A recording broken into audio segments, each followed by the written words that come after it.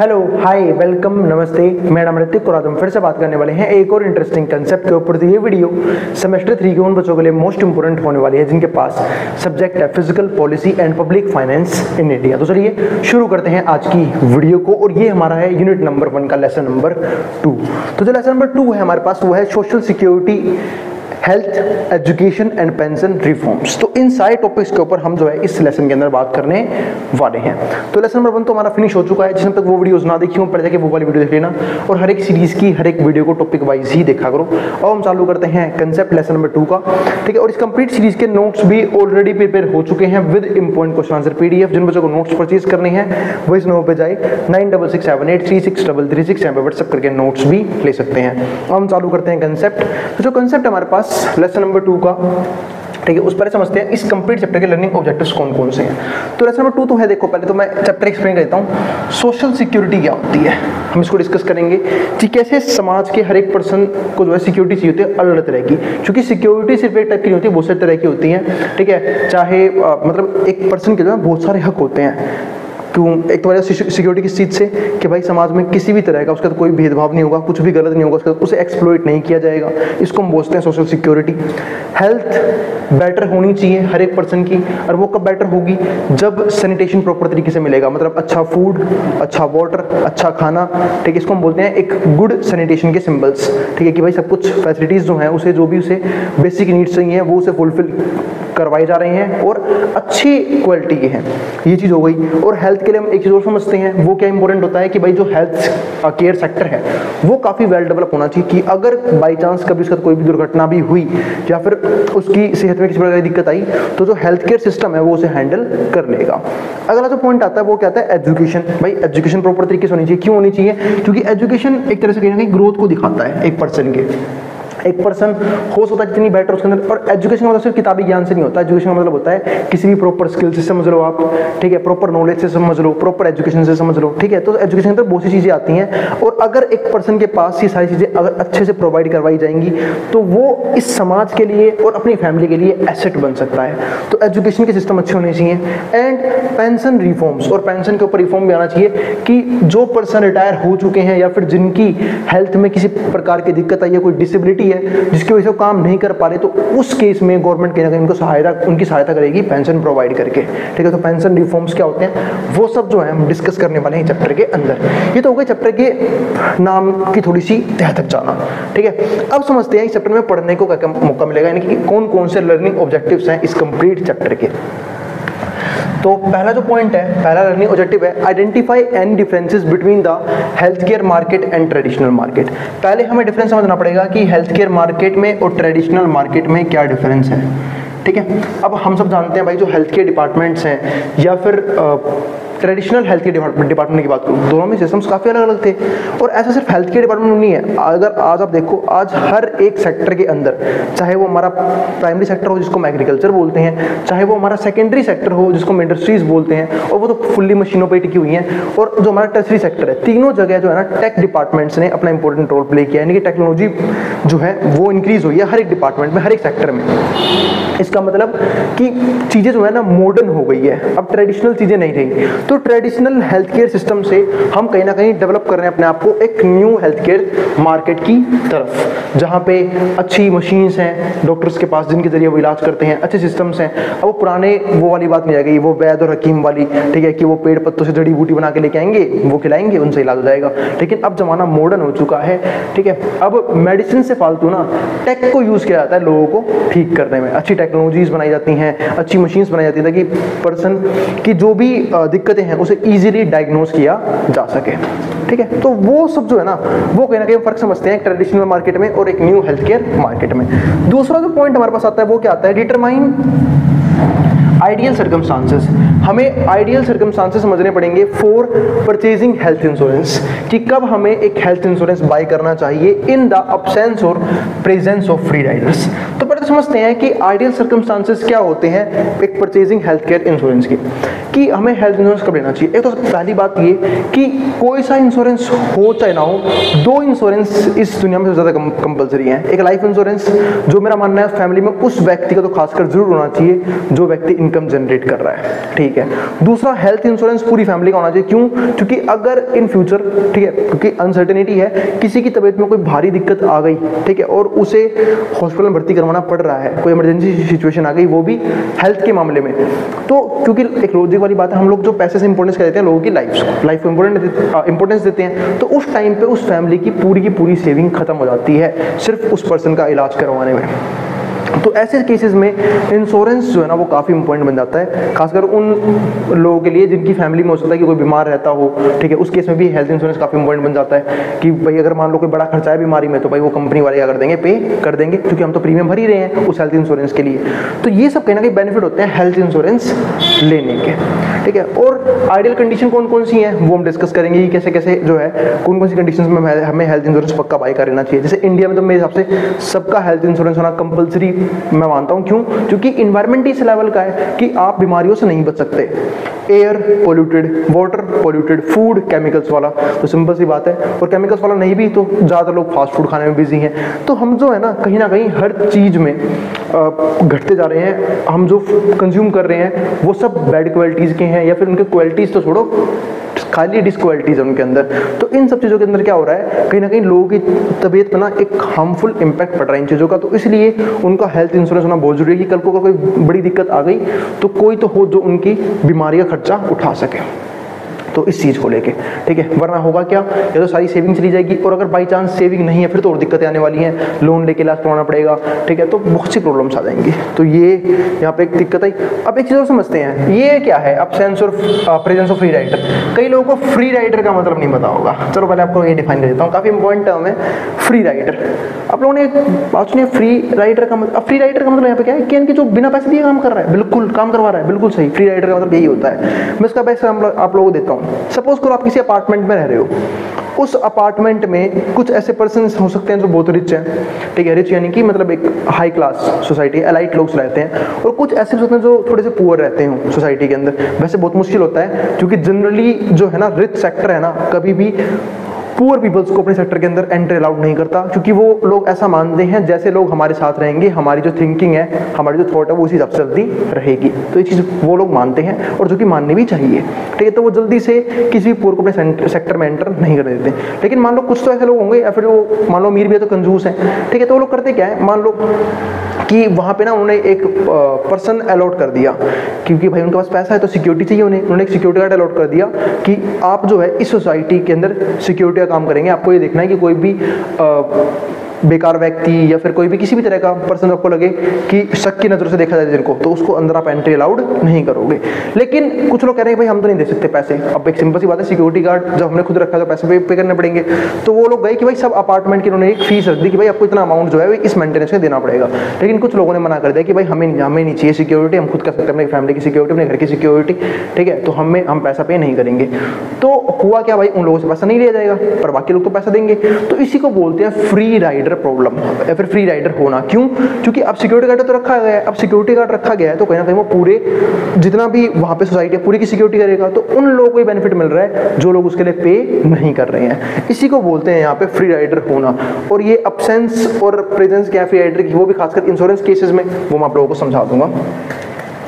तीसरा जो पॉइंट हमारे पास आता है वो क्या आता है, define the concept of asymmetric information. हमें कंसेप्ट समझना होगा कि असिमेट्रिक इन्फॉर्मेशन क्या होती है, ठीक है, कि असिमेट्रिक इन्फॉर्मेशन का मतलब हमारे पास यहाँ पे क्या होता है, ठीक है। वैसे तो मैंने इसको डिस्कस किया भी था पिछले चैप्टर के लास्ट वाले टॉपिक में कि असिमेट्रिक इन्फॉर्मेशन का सिंपल सा मतलब अगर मैं यूं ही डिफाइन कर दूं, इनकम्प्लीट इन्फॉर्मेशन किसी भी पर्सन के पास, चाहे वो बायर हो चाहे वो सेलर हो, उसको हम क्या बोलते हैं, असिमेट्रिक इन्फॉर्मेशन बोलते हैं। मतलब जब हम एक प्रोडक्ट की बात करते हैं तो उसके केस में दो पर्सन सबसे ज़्यादा बीच में आते हैं, एक बायर जो उसे खरीदने वाला है, एक सेलर जो उसे बेचने वाला है। तो अगर हम इन दो पार्टियों की बात करें तो जिसके पास भी इनकम्प्लीट इन्फॉर्मेशन होगी तो वो किसका पार्ट बन गया, असिमेट्रिक इन्फॉर्मेशन का। और एडवर्स सिलेक्शन यानी कि एक ऐसा सिलेक्शन जो हमारे अनुकूल नहीं है, उल्टा हमें हार्म करेगा, इसको हम बोलते हैं एडवर्स सिलेक्शन। जो फोर्थ पॉइंट है वो क्या है, explain the role of skill development. Skill चिल्लाते रहते हैं हम, ये स्किल कितनी इंपॉर्टेंस क्यों है, स्किल डेवलपमेंट क्यों जरूरी है, वो हम यहाँ पे समझेंगे इस पॉइंट के अंदर।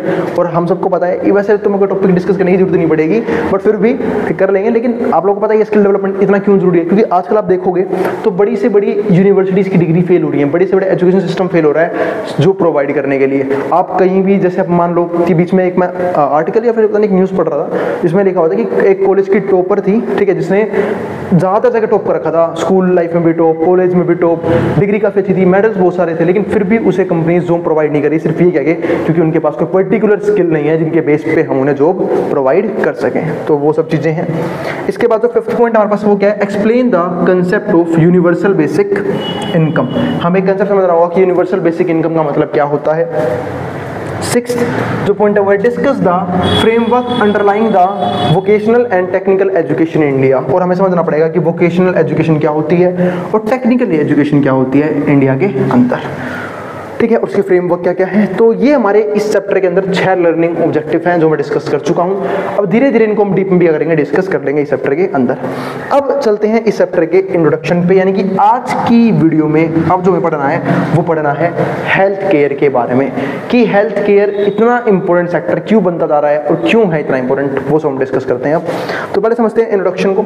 तो physician who is one of the major providers of health care services, तो फिजिशियन कह लो, आप डॉक्टर्स कह लो, ठीक है, वो जो है वो कहीं ना कहीं सर्विसेज देते हैं अपनी एक पर्सन को ठीक करने के लिए, हेल्थ केयर सर्विसेज देते हैं। एंड पेशेंट यानी कि, ठीक है, ये वो पर्सन है जो बीमार होते हैं, जिनको इलाज की जरूरत होती है, हु इज रेसिपिएंट ऑफ दो सर्विसेज, ये वो सर्विसेज एक तरह से आपके सिस्टम ग्रहण करते हैं, है ना, वो सर्विसेज लेते हैं किनसे, डॉक्टर से। Are the 2 most significant participant. अब हमारे 2 ही पार्टिसिपेंट होते हैं in health industry, mainly industry में। वैसे तो बाकी और भी लोग इन्वॉल्व होंगे जो इनकी हेल्प करेंगे, लेकिन मेनली ये 2 होते हैं। जैसे मैंने क्या बात करी, जब हम एक प्रोडक्ट की बात करते हैं तो हमारे दिमाग में 2 ही टर्म सबसे पहले आते हैं, एक बायर और एक सेलर, लेकिन बीच में और भी तो टीम्स हैं, मार्केटिंग है, प्रमोशन है, एडवर्टाइजिंग टीम है, बहुत लोग आते हैं, लेकिन हम मेन बात करते हैं बायर और सेलर के बीच में।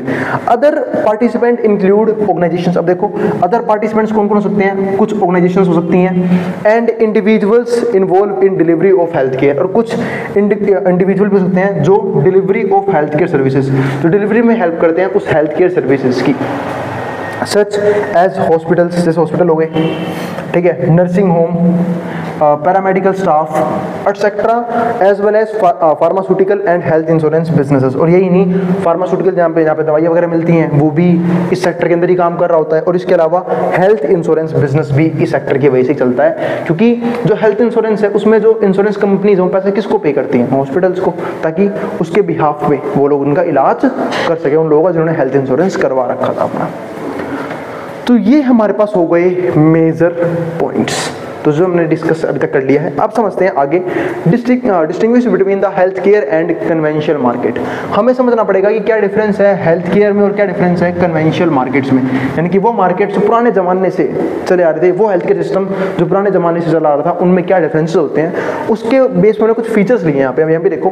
Characteristics of health care industry, कि हेल्थ केयर इंडस्ट्री की कौन कौन सी कैरेक्टरिस्टिक्स है, was initially compared to traditional market, जो हम ट्रेडिशनल मार्केट से कंपेयर करते हैं। इसमें पहला पॉइंट क्या आया, there should be a large number of producers. यहाँ पे बहुत सारे क्या है, प्रोड्यूसर्स हैं।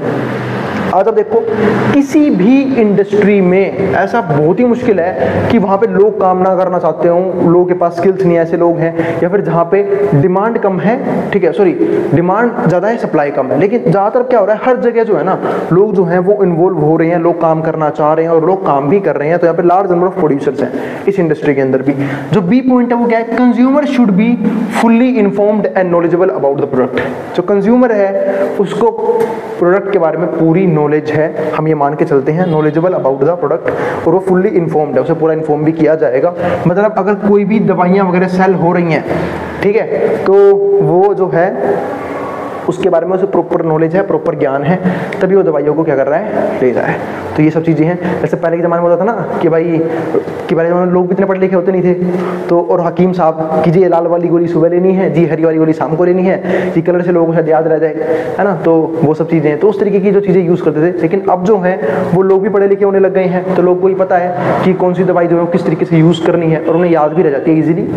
तो ये सब चीज़ें आ गई, ठीक है। तीसरा जो पॉइंट हमारे पास आता है वो कहता है current income distribution is fair. और जो करंट इनकम डिस्ट्रीब्यूशन है वो क्या है यहाँ पे, फेयर होना चाहिए, मतलब अच्छे तरीके से इनकम डिस्ट्रीब्यूशन है, यानी कि इनइक्वालिटीज ना के बराबर है, ताकि जो ये बेसिक सर्विसेज है ताकि सबको प्रोवाइड की जा सके। वरना होगा क्या, आज भी अगर आप देखो सिर्फ इनइक्वालिटीज की वजह से बहुत से लोग जो है वो इंश्योरेंस भी नहीं करवा पाते, ना ही उनके पास अपनी लाइफ का इंश्योरेंस होता, ना ही उनके पास अपनी हेल्थ का इंश्योरेंस होता, जो कि मैं तो ये मानता हूँ कि लाइफ इंश्योरेंस और हेल्थ इंश्योरेंस दोनों ही इन्वेस्टमेंट होती हैं, ठीक है। इनके रिटर्न्स जो हैं हमें फ्यूचर में कभी भी देखने को मिल सकते हैं। क्यों? क्योंकि फ्यूचर में कोई भी अगर दिक्कत आई हेल्थ के लेवल पे, तो भाई आपको अपनी जेब से पैसा लगाना नहीं पड़ेगा, कंपनी क्लेम करेगी। दूसरा, लाइफ इंश्योरेंस का बेनिफिट क्या होता है कि भाई कल को आपको भगवान ना करे, किसी को भी, चाहे मैं ही क्यों ना हूं, कुछ हो जाए तो फैमिली वाले सिक्योर्ड रहेंगे फाइनेंशियली। ये सब बेनिफिट होते हैं किसके, लाइफ इंश्योरेंस के और हेल्थ इंश्योरेंस के, और किसी पे डिपेंडेंट होने की जरूरत नहीं पड़ेगी फाइनेंशियली। जो डी पॉइंट आता है वो क्या था हमारे पास यहाँ पे था, कंज्यूमर इज सोवरेन। कंज्यूमर जो है वो क्या होना चाहिए, ठीक है, फुल्ली अवेयर हो, फुल्ली आज़ाद हो अपने कंजप्शन के लिए, ठीक है। वो चीज़ मतलब किसी के ऊपर भी कोई भी प्रेशराइज नहीं किया जा रहा, किसी को भी दिक्कत नहीं है। जैसे हम भी बोलते हैं ना कि हमारी कंट्री सोवरेन कंट्री है, ठीक है। अभी तो मैं कल एक स्टेट कल एक कंट्री के बारे में पढ़ रहा था, ठीक है, जो अपने आपको डिजिटल कंट्री बना रही है, तो अच्छी बात है वो, इसलिए क्योंकि बहुत जल्द हो सकता है कुछ सोशल प्रॉब्लम्स की वजह से वो कंट्री जो है क्या हो जाएगी, खत्म हो जाएगी, लुप्त हो जाएगी इस दुनिया से, सिर्फ कुछ हार्मफुल इफेक्ट्स की वजह से जो इन्वायरमेंट के ऊपर हो रहे हैं। और ऐसे ही सिर्फ एक कंट्री नहीं है, अगर आप हमारी जगह देखो इंडिया में लक्षद्वीप ऐसा इलाका है, ठीक है, लक्षद्वीप हो गया, या फिर कंट्री की बात करूँ मालदीव्स हो गए ऐसे, ठीक है, जो आयलैंड कंट्रीज हैं और जो सिर्फ और सिर्फ आने वाले फ्यूचर में ग्लोबल वार्मिंग की वजह से खत्म हो जाएंगे। क्यों खत्म हो जाएंगे? क्योंकि ग्लोबल वार्मिंग हो इतनी लेवल, बड़े लेवल पर है कि ग्लेशियर्स पिघल रहे हैं, तो वाटर लेवल लगातार राइज कर रहा है, समुद्र का वाटर लेवल राइज करेगा तो आयलैंड कंट्री में समय बाढ़ वगैरह आ जाएगी, सारी कंट्रीज निकल लेंगी, तो वही सब दिक्कतें हैं। अब ई पार्ट क्या है, there should be no externalities, ठीक है, किसी भी तरह की एक्सटर्नलिटीज नहीं है, यानी कि एक्सटर्नल फैक्टर जो है ना वो अफेक्ट नहीं कर रहे हैं। तो ये हमारे 6 कैरेक्टरिस्टिक्स होती हैं, ठीक है, of health care industry was initially compare to traditional market, जब हम इसे ट्रेडिशनल मार्केट से कंपेयर करते हैं। अब आइए कुछ पॉइंट समझते हैं। Assumed that health care market would fail just as conventional markets have failures that resulted from a break from consumption of perfectly competitive market, ठीक है। तो हमें एज्यूम करके चलते हैं कि हेल्थ केयर मार्केट भी जो फेल हो सकता है कन्वेंशनल मार्केट की तरह, अगर यहाँ पे परफेक्टली कॉम्पिटिटिव मार्केट बन जाता है। तो परफेक्टली कॉम्पिटिटिव मार्केट क्या होता है, आपने ऐसे सारे फीचर पढ़े ना, आपको याद दिलाता हूँ एक बार मैं, परफेक्ट कॉम्पिटिशन मार्केट के फीचर्स, जहाँ पे लार्ज नंबर ऑफ प्रोड्यूसर्स हैं और लार्ज नंबर ऑफ सेलर है, ना प्रोड्यूसर की कमी, सॉरी प्रोड्यूसर्स हैं और बायर्स हैं, मतलब सेलर्स और बायर्स हैं, large number of sellers and buyers, ना सेलर्स की कमी ना बायर्स की कमी, ठीक है। होमोजेनियस प्रोडक्ट सेल कर रहे हैं, लोगों को प्रॉपर नॉलेज है उस गुड्स और उस सर्विस के बारे में, तो लोग जो है वो किसी के पास भी खरीदे जो चीप रेट बेचेगा। वैसे चीप रेट होता नहीं है, क्योंकि यहाँ पे अगर अब मैं बात करता हूँ परफेक्ट कॉम्पिटिशन की, तो वहाँ पे कभी भी जो फर्म्स होती हैं वो प्राइस टेकर होती हैं और जो इंडस्ट्री होती है वो प्राइस मेकर होती है। तो ऐसे केसेस में ना बहुत सी इंडस्ट्रीज जो है वो फेल हो जाती हैं, क्योंकि जनरली परफेक्ट कॉम्पिटिशन जो है वो एग्जिस्टेंस में हमें दिखाई नहीं देता। मतलब नॉर्मली जो है हम परफेक्टली कॉम्पिटिशन को नहीं देखते हैं, नॉर्मली में क्या दिखती है, मोनोपोली, पर परफेक्ट मोनोपोली भी जल्दी से एग्जिस्ट नहीं करती, ठीक है। मोनोपोलिस्टिक कॉम्पिटिशन हो सकता है, ठीक है, ओलिगोपोली हो सकता है, ऐसी कुछ फॉर्म्स हमें नजर आती हैं।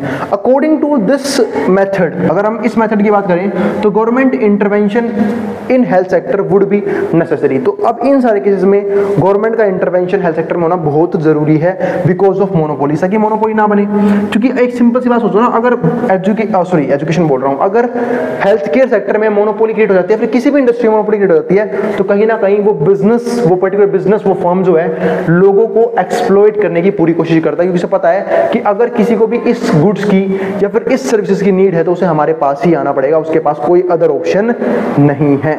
तो हम क्यों ना ज्यादा पैसा करें ताकि अच्छा प्रॉफिट कमा सके, ठीक है। इसके मुझे एग्जांपल्स देने की जरूरत नहीं है। मोनोपोली में वैसे एग्जांपल इंडियन रेलवे का भी आता है, बट इंडियन रेलवे लोगों की वेलफेयर के लिए काम करती है, ठीक है, पर उसका भी यहाँ पे एग्जांपल आता है मोनोपोलीज के अंदर। तो जनरली गवर्नमेंट सोचती है कि जल्दी से मोनोपोलीज किसी की भी क्रिएट ना हो, क्योंकि हेल्थ केयर एक ऐसा ऐसी नीड है जो किसी को भी पड़ सकती है, चाहे वो अमीर हो चाहे वो गरीब हो, सबको इक्वली नीड होती है हेल्थ केयर सेक्टर की। तो अगर मोनोपोली बन गई सेक्टर में तो कहीं ना कहीं गरीब लोग जो हैं उनके लिए इलाज जो है वो अनअफोर्डेबल हो जाएगा, और अफोर्डेबल नहीं रहेगा तो सिंपल सी बात है वो इलाज कैसे करवाएंगे, वो बेचारे बीमारी से निकल जाएंगे इस दुनिया से। तो इसलिए यहाँ पे गवर्नमेंट का इंटरवेंशन बहुत जरूरी हो जाता है। और इसलिए आपने देखा होगा कि प्राइवेट हॉस्पिटल्स तो हैं ही, लेकिन गवर्नमेंट हॉस्पिटल्स भी है जो है वो कुछ हॉस्पिटल ऐसे हैं जो अच्छे लेवल पे परफॉर्म कर रहे हैं, अच्छे लेवल पे लोगों का इलाज कर रहे हैं, फ्री ऑफ कॉस्ट इलाज कर रहे हैं। अगला पॉइंट हमारे पास क्या आता है, इकोनॉमीज ऑफ स्केल। अब जब हम इकोनॉमीज ऑफ स्केल की बात करें तो प्रोडक्शन की बात करते हैं नॉर्मली, कि भाई किस तरीके से जो है किस स्केल पे जो है चीजें चल रही हैं, किस स्केल पे प्रोडक्शन हो रहा है, ठीक है। अब एक्सटर्नलिटीज की बात करेंगे हम, अभी सारे पॉइंट डिस्कस करूंगा, चिंता मत करो, ठीक है। पब्लिक गुड्स के बारे में बात करेंगे एंड इनकम्प्लीट मार्केट के बारे में बात करेंगे। पब्लिक गुड का सिंपल सा मतलब वो है वो गुड्स जो गवर्नमेंट प्रोवाइड करती है या फिर वो सर्विसेज जो गवर्नमेंट प्रोवाइड करती है, क्योंकि पब्लिक का मतलब क्या होता है, गवर्नमेंट, ठीक है। क्योंकि पब्लिक गवर्नमेंट की नहीं होती है, पब्लिक नहीं बनाई है गवर्नमेंट, तो वो कहीं ना कहीं पब्लिक के लिए काम करेंगी। तो पब्लिक गुड्स उन फैसिलिटीज को बोलते हैं, उन गुड्स को बोलते हैं, उन सर्विस को बोलते हैं जो कहीं ना कहीं या तो नॉमिनल प्राइस पे गवर्नमेंट अवेल करवाती है, मतलब प्रोवाइड करवाती है, या फिर फ्री में प्रोवाइड करवाती है। इनकम्प्लीट मार्केट्स हैं which are all common economic aspect. तो ये सारे हमारे इकोनॉमिक एस्पेक्ट्स हैं जिनको हम एक एक करके डिस्कस करने वाले हैं। अभी इस वीडियो में सिर्फ मैं एक एस्पेक्ट के बारे में बात करने वाला हूँ, वो क्या है, इकोनॉमीज ऑफ स्केल, ठीक है। तो पहले बात करते हैं इकोनॉमीज ऑफ स्केल की, ठीक है, फिर हम आगे बात करेंगे बाकी के बचे हुए बाकी फंक्शंस की, बाकी इकोनॉमिक एस्पेक्ट्स की। पहले बात करते हैं इकोनॉमीज ऑफ स्केल की। तो when production of output increases, जब किसी भी आउटपुट का प्रोडक्शन राइज करता है, the cost per unit of production decreases. तो जो cost per unit of production की वो क्या करती है, डिक्रीज करती है। यानी कि जैसे जैसे आउटपुट का प्रोडक्शन बढ़ाते हैं तो पर यूनिट कॉस्ट जो है वो डिक्रीज करती है। और इकोनॉमिक्स के बच्चों को पता भी होगा क्यों डिक्रीज करती है, उसका रीजन भी है, क्योंकि हम एक कॉस्ट रखते हैं, देखो टोटल कॉस्ट जो है ना सम होता है टोटल फिक्स कॉस्ट का और टोटल वेरिएबल कॉस्ट का। अब जो टोटल फिक्स कॉस्ट है वो तो आप एक प्रोडक्ट बनाओ तब भी लगेगी, मत बनाओ तब भी लगेगी, 3 बनाओ तब भी सेम लगेगी, 10 बनाओ तब भी सेम लगेगी। यानी कि ऑलमोस्ट एक लेवल तक, एक लेवल ऑफ आउटपुट तक टीएफसी टोटल फिक्स कॉस्ट जो है वो सेम रहता है। तो अगर हम जितना ज्यादा प्रोडक्शन करेंगे वो टोटल फिक्स कॉस्ट जो है वो उतने ही प्रोडक्शन लेवल पे डिवाइड होता चला जाएगा, जिसकी वजह से कॉस्ट जो है कम होती चली जाएगी। तो ये एक रीजन होता है। तो when production of output increases the cost per unit of production decreases. The national rural health mission, और हाँ यहाँ से बतौर कहना चाहूँगा, इसीलिए जो है ना कहीं प्रोड्यूसर ज़्यादा गुड्स और ज़्यादा सर्विस प्रोडक्शन की कोशिश करता है ताकि उसकी कॉस्ट मिनिमाइज होती रहे। और जब तक कॉस्ट मिनिमाइज नहीं होगी प्रॉफिट मैक्सिमाइज नहीं होगा। तो वो पूरी कोशिश करते हैं कि जब तक उनका जो है ना एक extreme level of output generate नहीं होता, जब उनका प्रॉफिट मैक्सिमाइज हो जाए वो तब तक जनरेट करते हैं। हाँ, पर कई बार ऐसा भी होता है कि अगर आपने हद से ज़्यादा प्रोडक्शन करनी चालू कर दी तो आपकी जो कॉस्ट है वो बढ़नी भी चालू हो जाती है। तो वो नहीं समझना हमें, यहाँ पे हमें समझना है कि पर एक लेवल तक प्रोडक्शन जब हम बढ़ाते हैं तो कॉस्ट हमेशा कम ही होती है। अब यहाँ पे कुछ इंस्टीट्यूट लिखे हुए थे, नेशनल रूरल हेल्थ मिशन, जो नेशनल रूरल हेल्थ मिशन है NRHM की जो हम बात करते हैं, India and other national health programmes are run by governments. तो और भी नेशनल हेल्थ प्रोग्राम जो है वो और भी गवर्नमेंट जो रन करती हैं इन मैनी डिफरेंट कंट्रीज, अलग अलग कंट्रीज के अंदर, covering large portions of population, ताकि वो लार्ज पॉपुलेशन को यहाँ पे क्या कर सके, कवर कर सके, और इवन द एंटायर नेशन, और कई बार पूरी नेशन को भी कवर कर सकती है, as it may not possible for private players. ठीक है, ताकि प्राइवेट प्लेयर्स जो है वो यहाँ पे कहीं ना कहीं अपनी मोनोपोली ना बना पाए, क्योंकि ये एक बेसिक नीड है लोगों के लिए। और जब तक यहाँ पे गवर्नमेंट खुद आके इंटरवेंशन नहीं करेगी तब तक बहुत मुश्किल है कि सिचुएशन कंट्रोल में आए। तो as it may not be possible for private players to operate at a level of great enough, क्योंकि प्राइवेट सेक्टर के लिए इतना इनफ नहीं होता कि वो इतने बड़े लेवल पे परफॉर्म कर सके, और अगर कर भी रही है तो उनका प्राइस क्या रहेगा, काफ़ी ज़्यादा हाई रहेगा। ठीक है, जो कि बहुत से लोग अफोर्ड नहीं कर पाएंगे। इसलिए गवर्नमेंट जो है वो इस सेक्टर को जनरली अपने आप यानी कि खुद ही चलाती है। तो great enough to ensure economies of scale. अब जो हमारे पास है वो मोनोपोली भी है, पब्लिक गुड्स भी है, एक्सटर्नलिटीज भी है, मेरिट गुड्स भी है। ठीक है, जो मैंने सिर्फ एक वर्ड लिख के छोड़ दिया था। इस वीडियो में हम इसी कंप्लीट एक्सप्लेनेशन को जानेंगे, और इस कंप्लीट सीरीज के नोट्स भी ऑलरेडी प्रिपेयर हो चुके हैं with important question answer PDF। जिन बच्चों को नोट्स परचेज करनी है वो इस नंबर पर जाए 9667836336 हमें व्हाट्सएप करके नोट्स भी ले सकते हैं। अब देखते हैं, तो पहले समझते हैं मोनोपोली को। तो पहला पार्ट हमारे पास क्या आया, यहाँ पे मोनोपोली आया। अब समझते हैं मोनोपोली का मतलब क्या होता है। ठीक है, तो मोनोपोली जो है ना वो दो वर्ड से मिलकर बना हुआ है, एक तो मोनो, दूसरा पोली। मोनो का मतलब क्या होता है, एक सिंगल, पोली यानी कि सेलर। जब एक सिंगल सेलर हो किसी भी इंडस्ट्री के अंदर, उसको हम क्या बोलते हैं, उसने मोनोपोली क्रिएट कर रखी है ना। मतलब एक सिंगल सेलर है और लार्ज नंबर ऑफ बायर्स है। क्या बायर्स के पास यहाँ पे ऑप्शंस होते हैं? बिल्कुल भी ऑप्शन नहीं होते। अब उनके पास एक ही सेलर है, अगर किसी को उस पर्टिकुलर टाइप के गुड्स चाहिए उस इंडस्ट्री के और सर्विसेज चाहिए तो उसे उसी कंपनी के पास जाना पड़ेगा, उसी फर्म के पास जाना पड़ेगा, उसी सेलर के पास जाना पड़ेगा।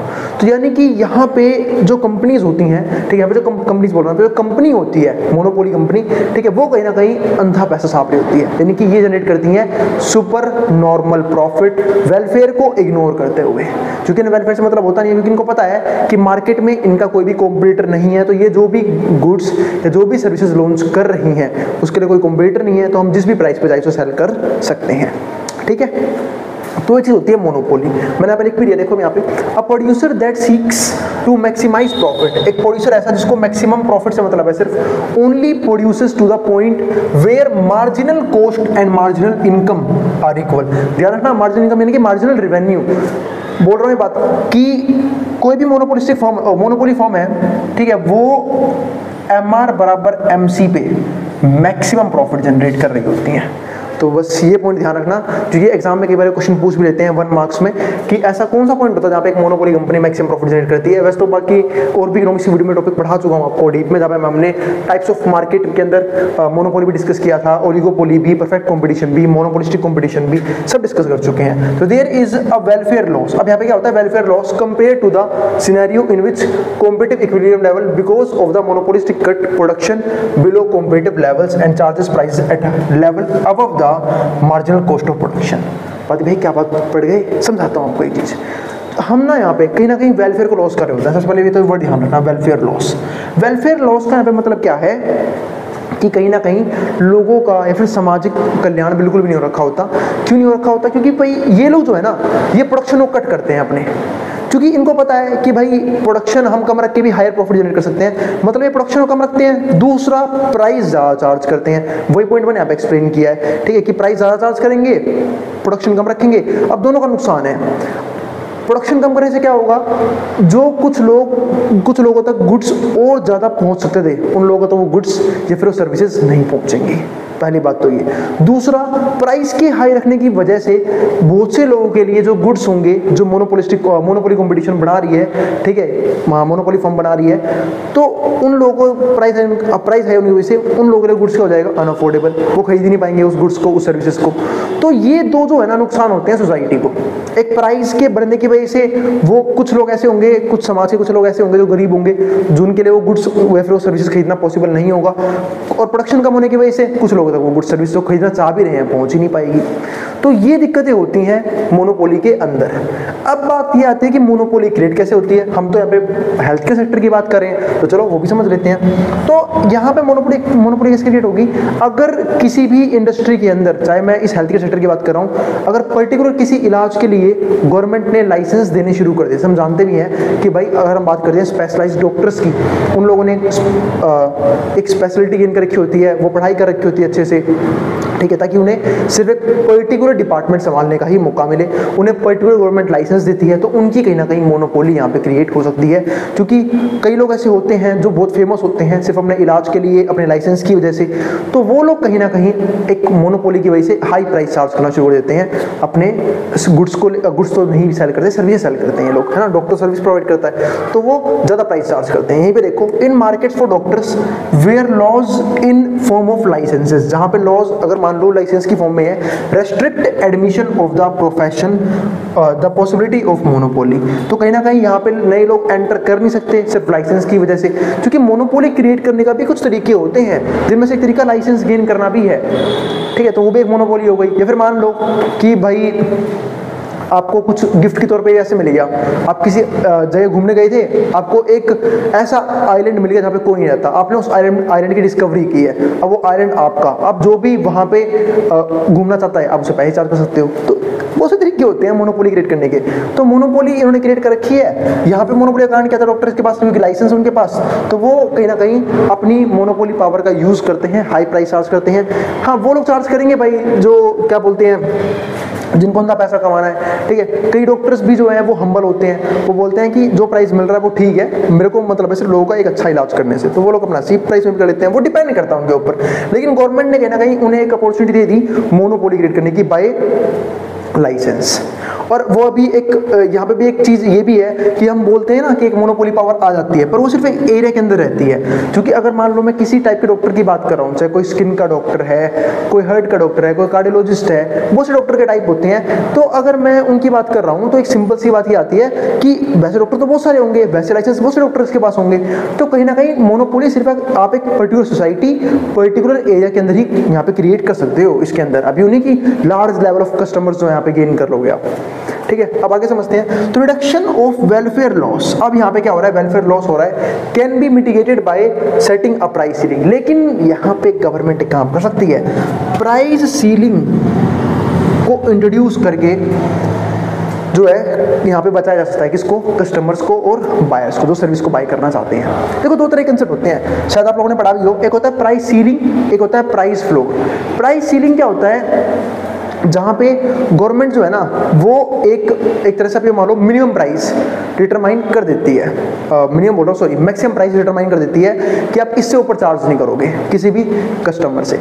अब एक बार गवर्नमेंट ने मैक्सिमम प्राइस यहाँ पे जो डिटरमाइन कर दिया कि भाई आप कस्टमर से ध्यान रखना, प्राइस सीलिंग यानी कि मैक्सिमम प्राइस डिटरमाइन कर दिया कि आप इससे ऊपर चार्ज नहीं कर सकते उस पर्टिकुलर तरह की सर्विसेज के लिए, तो अब कोई भी जो डॉक्टर है वो उस ऊपर प्राइस नहीं ले पाएगा, जिसकी वजह से कंज्यूमर जो है एक्सप्लॉइट नहीं हो पाएंगे, जिनके लिए वो सर्विसेज अनअफोर्डेबल थी वो भी क्या हो जाएगी, अफोर्डेबल हो जाएगी। यानी गवर्नमेंट ने ध्यान रखा कि लाइसेंस तो प्रोवाइड कर रहे हैं, बट हम ऐसा भी नहीं होने देंगे कि मोनोपोली कोई क्रिएट करके बैठ जाए, इसके लिए हम कंसेप्ट लिया है प्राइस सीलिंग का। ऐसे ही गवर्नमेंट जो है ना, आपको पता होगा, प्रोड्यूसर को बचाने के लिए एक्सप्लॉइटेशन से वो लगाती है प्राइस फ्लोर, यानी कि वहां पे गवर्नमेंट सेट करते हैं मिनिमम प्राइस कि अगर किसी भी पर्सन को किसी भी प्रोड्यूसर के गुड्स और सर्विस को बाय करना है तो उसे ये वाला मिनिमम प्राइस पे करना ही पड़ेगा, है ना, तो उसको हम प्राइस फ्लोर बोल लेते हैं। तो ये था price ceiling of PR from the monopolistic price level of PM. तो ये देखो, ये मोनोपोलिस्टिक प्राइस लेवल है कि भाई मोनोपोली फर्म तो सोचती है कि हम कम से कम काम करेंगे, कम से कम प्रोडक्शन करेंगे, हायर प्रॉफिट जनरेट करेंगे, क्यों, क्योंकि हमारी मोनोपोली है। पर गवर्नमेंट ने क्या लगाया, प्राइस सीलिंग, प्राइस कर दिया पीआर कि भाई अब तुम्हें ये वाला प्राइस जो है वो कहीं ना कहीं क्या करना पड़ेगा, लोगों से लेना पड़ेगा, क्योंकि इस प्राइस में ज़्यादातर लोग जो हैं वो अफोर्डेबल है आपकी सर्विसेज को बाय करने के लिए, ठीक है। तो अब दिक्कत है कि अभी भी एक वेलफेयर लॉस तो है। वेलफेयर लॉस किसका है, इसका, इस वाइट ट्रायंगल का, क्योंकि बहुत से लोग ऐसे होंगे जो यहाँ पे खरीदना चाहते होंगे पीसी पे, लेकिन दिक्कत है यहाँ पे तो ना ही प्रोड्यूसर बाय करना चाहता, ना ही प्रोड्यूसर बेचना चाहता है, क्योंकि प्रोड्यूसर तो बेचना यहाँ पे चाहता है, पर यहाँ पे गवर्नमेंट बेचने नहीं दे रही प्राइस सीलिंग की वजह से, बोलेगा यहाँ पे बेचो, तो यहाँ पे बेच के इतना जो है ना वो कहीं ना कहीं कंज्यूमर्स को लॉस फिर भी झेलना पड़ता है। वही चीज मैंने यहाँ पे लिख भी दी है, with a new welfare being equal to area of AEF। अब समझते हैं पब्लिक गुड्स को। पब्लिक गुड्स को कहीं ना कहीं अब हम यहाँ पे डिस्कस करने वाले हैं कि पब्लिक गुड्स क्या होते हैं। ये तो मैंने बात करी मोनोपोली की in case of health care sector. अब समझते हैं पब्लिक गुड्स को। तो पब्लिक गुड्स कौन से होते हैं, नॉन राइवलरी, एक तो होते हैं non rivalry and non excludability. अब इस नॉन राइवलरी की बात समझ लेते हैं। देखो नॉन राइवलरी का मतलब और नॉन एक्सक्लूडेबिलिटी का मतलब क्या है कि गवर्नमेंट ने एक बार पब्लिक गुड्स बनाए तो उसको सब यूज कर सकते हैं। कोई भी ऐसा पर्सन नहीं है जो गवर्नमेंट मना कर दे कि भाई तू इसको यूज़ नहीं करेगा, या फिर कोई भी ऐसा पर्टिकुलर समाज नहीं है जिसको बोले कि भाई आप लोग इसको यूज़ नहीं कर सकते। जैसे फॉर एग्जांपल पब्लिक गुड्स में क्या आते हैं, पब्लिक इंफ्रास्ट्रक्चर, जैसे कि पब्लिक हॉस्पिटल्स जिसको हम गवर्नमेंट हॉस्पिटल बोलते हैं, पब्लिक पार्क्स, ठीक है। इसके अलावा भी और भी बहुत सी जगह हैं जो गवर्नमेंट प्रोवाइड करती है, बहुत सर्विसेज हैं, बहुत सी फैसिलिटीज़ हैं गवर्नमेंट प्रोवाइड करती है। हाँ, पर बाउंडेशन नहीं है आपके ऊपर कि आपको कंपलसरी वो चीज़, वो सर्विस इंजॉय करनी ही करनी है, ठीक है। आपको मर्जी है लो, आपकी नहीं मर्जी है मत लो, ठीक है। अब इन चीज़ों का बेनिफिट इसको होता है जनरली पुअर या फिर मिडिल क्लास को, क्योंकि वो सर्विसेज गवर्नमेंट ने सबको दी थी। पर हायर क्लास जो है ना वो अपने लिए सर्विसेज जो है बेटर क्वालिटी खुद चूज करता है, क्योंकि उसे पता है कि गवर्नमेंट सर्विसेज काफ़ी चीप होती हैं, काफ़ी चीप क्वालिटी की होती हैं, तो खुद चूज करते हैं। लेकिन जो मिडिल क्लास है, जो लोअर क्लास है, जो सर्विस को इंजॉय भी नहीं कर पाता, वो कर पाता है सिर्फ किसकी वजह से, पब्लिक सर्विस होने की वजह से, क्योंकि वो फ्री ऑफ कॉस्ट अवेलेबल होती है या फिर चीप रेट पे अवेलेबल होती है। फॉर एग्जाम्पल मैं आपको एग्जाम्पल देता हूँ, अगर आप लोग किसी भी अपार्टमेंट में रह रहे होंगे, किसी बड़े जगह रह रहे होंगे, वहाँ पे बहुत सारे कुछ स्पोर्ट्स क्लब होते हैं, स्विमिंग पूल्स होते हैं, बहुत सी चीज़ें होती हैं, तो अगर आप उन सर्विसेज को इंजॉय करने जाते हो तो आपको बेनिफिट है, है ना। लेकिन अगर आप नहीं करने जाते हो तब भी कोई दिक्कत नहीं है, अपने पैसे तो पे कर रखा है। जिसने पर्सन ने वहाँ पे अपार्टमेंट लिया है उनके कॉस्ट में वहाँ पे वो कॉस्ट पहले लगा दी जाती है। आप चाहे उस सर्विस का बेनिफिट लो चाहे मत लो, आप चाहे स्विमिंग पूल में 10 दिन नहाने जाओ चाहे पूरे महीने नहाने जाओ, आप जिम करने पूरे 10 दिन जाओ पूरे महीने जाओ, कोई फर्क नहीं पड़ता, बट सर्विस के चार्ज लग जाते हैं। जैसे अमीर लोग ही हैं, भले ही वो सर्विस एंजॉय कर रहे हैं नहीं कर रहे, लेकिन टैक्स तो लग चुका है, टैक्स से पैसा आ चुका है। अब सपोज करो कि कहीं पे पब्लिक पार्क बना हुआ है, कहीं पे ओपन जिम बनी हुई है, क्या वो टैक्स से नहीं बनी? टैक्स से बनी है, जो भी लोगों ने टैक्स भरा है, ठीक है। अब चाहे उसको सिर्फ कुछ ही लोग एंजॉय कर रहे हैं, तो बस बात यही है कि टैक्स सबने भर रखा है, जिसका मन कर रहा है उसे यूज कर रहा है, जिसका मन नहीं कर रहा वो यूज नहीं कर रहा है। तो वही होती है यहाँ पे public goods, non rivalry and non excludability. ये गवर्नमेंट किसको मना भी नहीं करती for 2 crucial attributes, 2 crucial attributes है पब्लिक गुड्स के। As individuals who can not afford to pay, कोई इंडिविजुअल जो अफोर्ड नहीं कैन नॉट अफोर्ड टू पे मे बी डिनाइड एक्सेस, तो वो एक्सेस से मना कर सकता है फॉर द सेम ट्रीटमेंट्स, वो मना कर सकता है। Health services offered by to one person are not typically consumed at the same time by the others. जो हेल्थ सर्विसेज एक पर्सन ले रहा है जरूरी नहीं सेम टाइम में वही हेल्थ केयर सर्विसेज सबको मिल रही हो।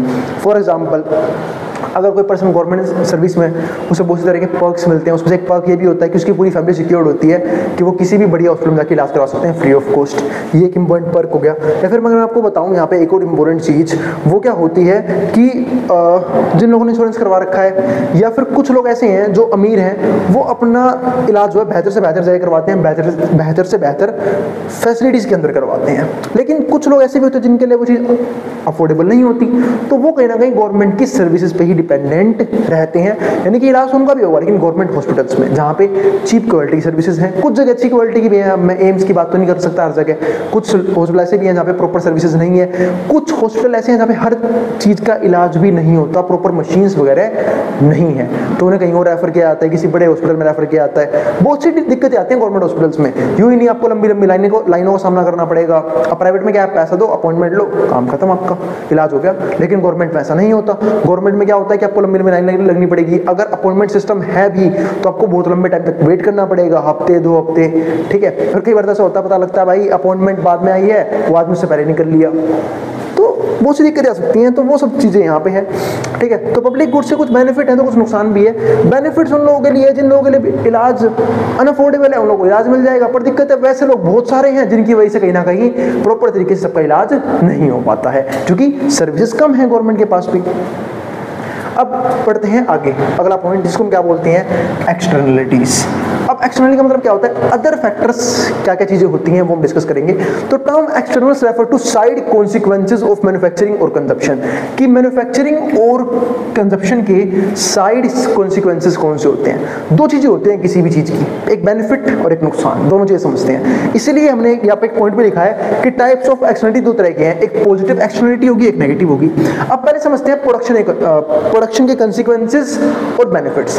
अब समझते हैं उस चीज को। तो अगर हम किसी चीज की प्रोडक्शन कर रहे हैं, अगर वो प्रोडक्शन अच्छे गुड्स की है, अच्छी सर्विस की है, क्या सोसाइटी के लिए उसका बेनिफिट नहीं होगा? बिल्कुल बेनिफिट होगा, है ना। फॉर एग्जांपल कोई न्यूक्लियर एनर्जी बना रहा है, या फिर कोई ऐसा पर्सन है जो नेचुरल गैस प्रोड्यूस कर रहा है, ठीक है, मतलब कोई ऐसी फॉर्म है जो नेचुरल गैस प्रोड्यूस कर रही है, तो सिंपल सी बात है, तो वो कहीं ना कहीं समाज के लिए बेनिफिट है, क्योंकि वो एक ऐसे गैस, ऐसा फ्यूल बना रहे हैं जिससे पोल्यूशन या तो ना के बराबर होता है या होता ही नहीं है, ठीक है। तो वो चीज़ होती है। अब कुछ ऐसे भी लोग होंगे जो बेकार चीज़ों की प्रोडक्शन कर रहे होंगे, जिनका समाज पे एक गलत इफेक्ट पड़ेगा, जैसे कि फॉर एग्जांपल बीडीज की प्रोडक्शन, सिगरेट्स की प्रोडक्शन, अल्कोहलिक प्रोडक्ट की प्रोडक्शन। अगर इन चीज़ों की प्रोडक्शन करेंगे तो इसका क्या होता है, समाज के ऊपर गलत इफेक्ट पड़ता है। क्यों? क्योंकि भाई अब सिंपल सी बात है, डिमांड जब डिमांड है, लोग सप्लाई कर रहे हैं, और सप्लाई कर रहे हैं तो भाई लोग उसे पिएंगे, उसकी वजह से पोल्यूशन होगा, वो अलग, उनके फेफड़े खराब होंगे, वो अलग, ठीक है। तो बहुत सी दिक्कतें आएंगी। ये सब क्या होते हैं, एडवर्स इफेक्ट, एडवर्स कंसिक्वेंसेस, मतलब बुरे कंसिक्वेंसेस किसी भी चीज़ की प्रोडक्शन के। तो प्रोडक्शन के बेनिफिट भी मिलते हैं सोसाइटीज़ को, और नुकसान भी किसको मिलते हैं, सोसाइटीज़ को भी मिलती हैं। अब वही देखो, कुछ ऐसी प्रोडक्शन कंपनीज भी हो सकती हैं, कुछ ऐसी फर्म, कुछ ऐसी इंडस्ट्रीज भी हो सकते हैं जो बिल्कुल पोल्यूशन नहीं करती और प्रोडक्शन करती है।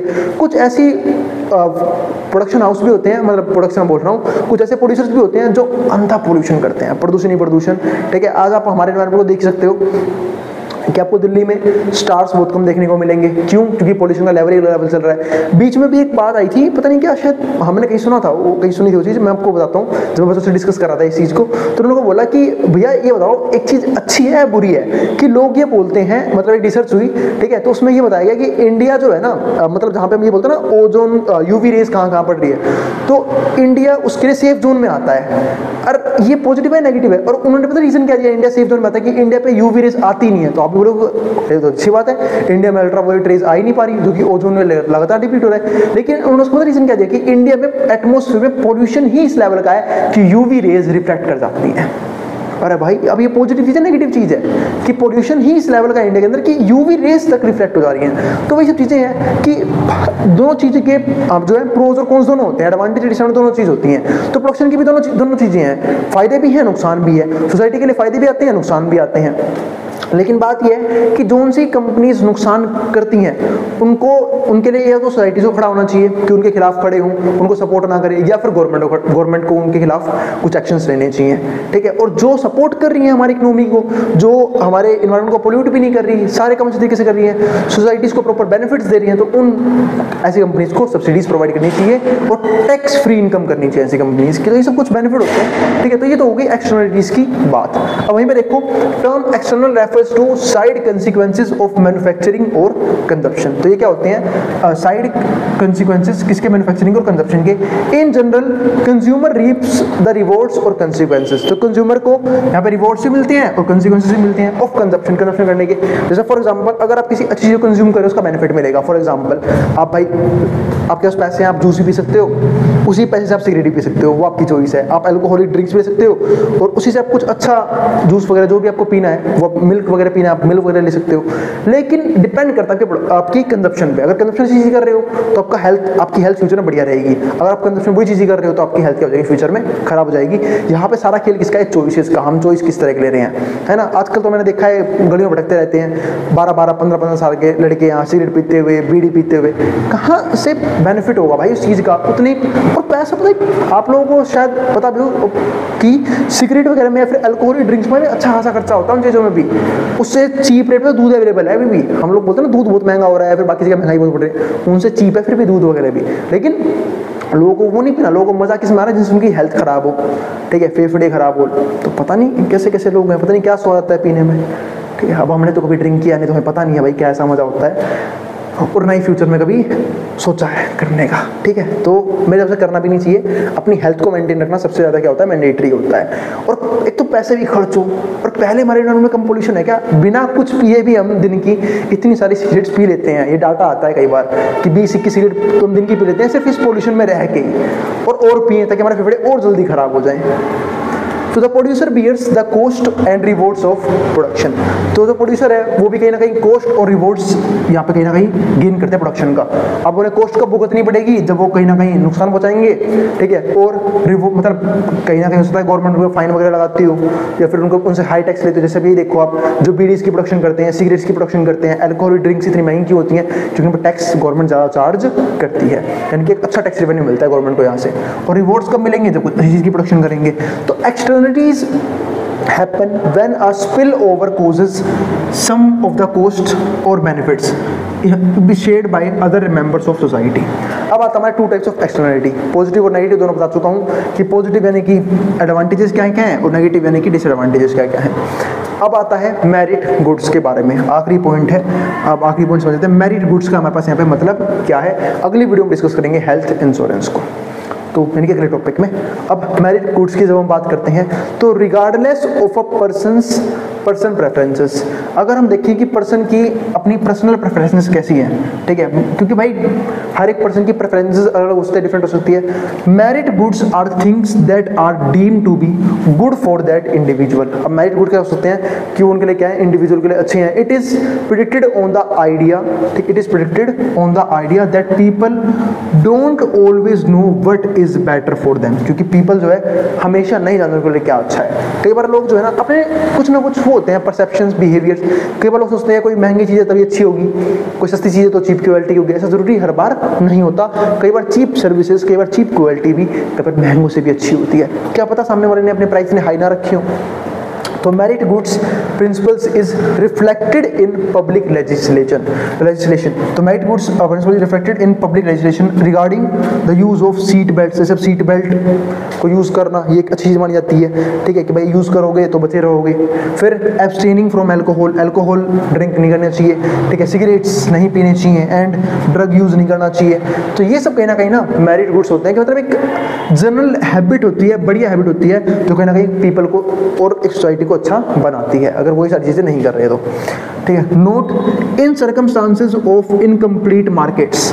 हाँ, लेकिन कई बार एक तो बेनिफिट ये कि जो पर्सन ये सब चीजें नहीं कर रहे होते ना, उनका हेल्थ इंश्योरेंस प्रीमियम जो हम टॉपिक पढ़ रहे हैं वो भी सस्ता होता है, ठीक है। जो हेल्थ इंश्योरेंस प्रीमियम होता है वो भी क्या होता है, कई बार सस्ता होता है। क्यों सस्ता होता है? क्योंकि भाई अगर जो लोग अल्कोहल ड्रिंक कर रहे हैं वो बीमार जल्दी होंगे, ठीक है, सिगरेट्स पी उनके फेफड़े फटाफट खराब होंगे तो बीमार जल्दी पड़ेंगे, तो उनका प्रीमियम जो है ना, इंश्योरेंस कंपनी महंगा चार्ज करती हैं। और जो अल्कोहल ड्रिंक्स वगैरह नहीं करते, जो फिट एंड फाइन है, तो उनका हेल्थ इंश्योरेंस जो है चीप प्रीमियम भी हो जाता है, क्योंकि ना पता है कि इनको क्लेम की इतनी जल्दी तो जरूरत नहीं पड़ने वाली है।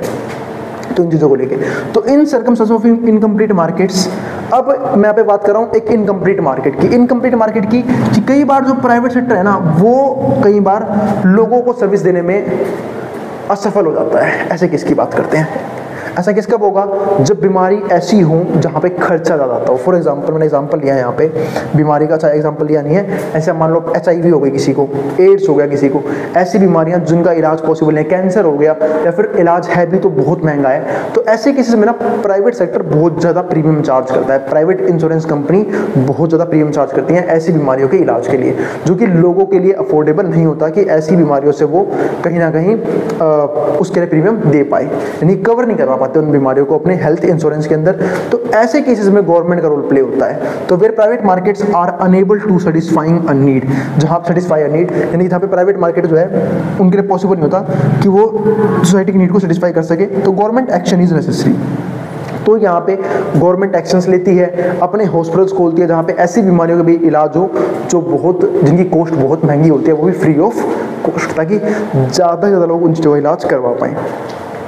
जैसे हम एग्जाम्पल की बात करते हैं, राष्ट्रीय स्वास्थ्य बीमा योजना, ये एक मुहिम चलाई गई थी, स्कीम थी गवर्नमेंट की, जिसके तहत कि लोगों की स्वास्थ्य को ना, लोगों के स्वास्थ्य को लेकर लोगों को दिक्कत ना आए, उन्हें प्रॉपर हेल्थ केयर जो है ना वो मिलना चाहिए। तो ये थे हमारे आज के कुछ पॉइंट्स, जहाँ पे हमने कुछ इकोनॉमिक एस्पेक्ट को हेल्थ केयर से जोड़ने की कोशिश करी थी और समझने की कोशिश करी थी कि हेल्थ केयर जो है वो कैसे इन चीज़ों से अफेक्ट होता है। अब एक बात और भी आ गई कि भाई अपने एक्सटर्नलिटी तो बताया नहीं, एक्सटर्नलिटीज़ कैसे हेल्थ को इफेक्ट करती है। भाई बिल्कुल करती है।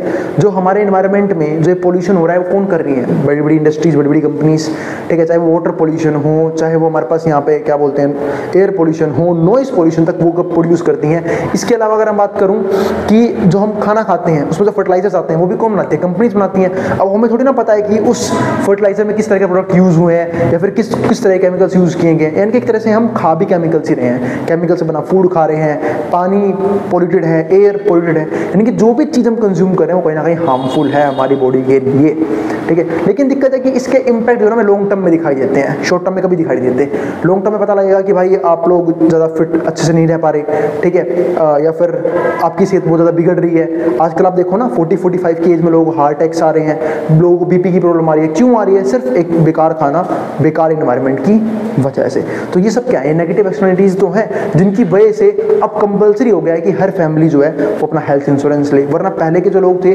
वो अपने आप ही ठीक हो जाते थे, उन्हें जरूरत ही नहीं थी दवाइयों की। क्या पहले दवाइयाँ होती थी? होती ही नहीं थी, ठीक है, इतनी ज़्यादा।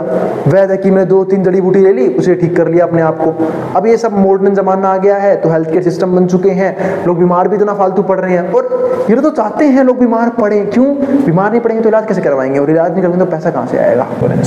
टॉपिक ले लेता हूँ मैं आज का, ये लिखना भूल गया मैं शायद, हेल्थ इंश्योरेंस, ठीक है। और इस कंप्लीट सीरीज के नोट्स भी ऑलरेडी प्रिपेयर हो चुके हैं। जिन बच्चों को नोट्स परचेज करने हैं वो इस नंबर पर जाए 9667836336 हमें व्हाट्सएप करके नोट्स भी ले सकते हैं। अब हम चालू करते हैं कंसेप्ट। तो अब तक हम जो है इस टॉपिक के ऊपर, इस चैप्टर के ऊपर 2 टॉपिक्स ऑलरेडी कवर कर चुके हैं, है ना, जहाँ पे हमने हेल्थ सेक्टर के बेसिक कंसेप्ट समझ लिए, ठीक है। प्रीवियस वीडियो में कुछ और भी चीज़ देखी थी हमने हेल्थ डिपार्टमेंट के बारे में ही। अब जो है हम समझेंगे आज की वीडियो में कि हेल्थ इंश्योरेंस कैसे होता है, ठीक है। और क्या होती है इसमें फ्री राइडर प्रॉब्लम, वो सब हम डिस्कस करने वाले हैं आज की वीडियो के अंदर।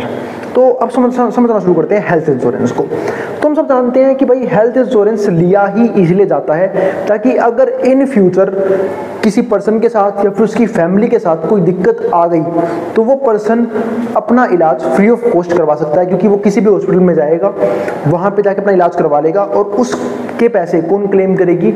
उसकी हेल्थ इंश्योरेंस की कंपनी, जितने तक का भी कवर अमाउंट होगा। ठीक है। हाँ, अगर मान लो किसी का कवर 10 लाख का है और उसके इलाज में खर्च हो गया 15 लाख रुपए, तो 5 लाख रुपए वो खुद अपनी जेब से भरेगा। ठीक है। बाकी अगर उसी अमाउंट के अंदर है, जो अमाउंट जितने अमाउंट तक उसने इंश्योरेंस ले रखा है, तो वो पूरा पैसा जो है कंपनी ही पे करती है, हेल्थ इंश्योरेंस कंपनी पे करती है।